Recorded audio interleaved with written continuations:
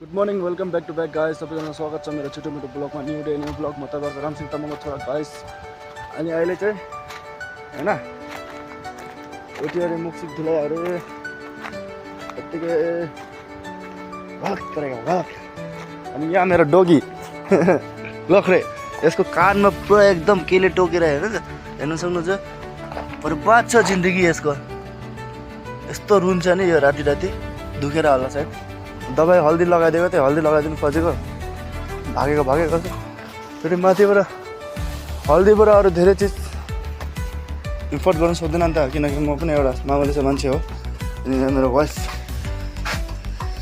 हिजो दाउरा ल्यायो आज खाना सब्जी पाक्दैछ होइन दाल पाक्दैछ त्यहाँबाट भात अनि चटनी अनि गाइस भेटौँ मलाई एकछिन बादमा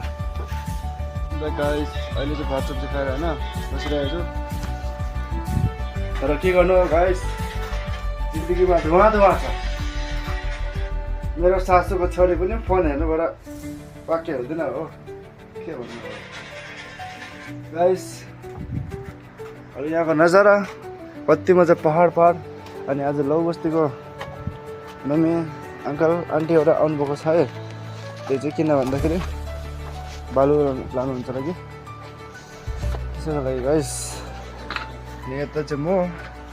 जिन्दगी झन्ड भयो फेरि कमेन्ट अनि आज त भोट दिने दिन हो 9 अप्रिल आज त कसलाई भोट दिन्छ भने अब म त योपालि दिनु सकेन है हेमन्त विश्वकर्मा मामा अनि मोदी मामा माफ मागेको तपाईँहरूसँग होइन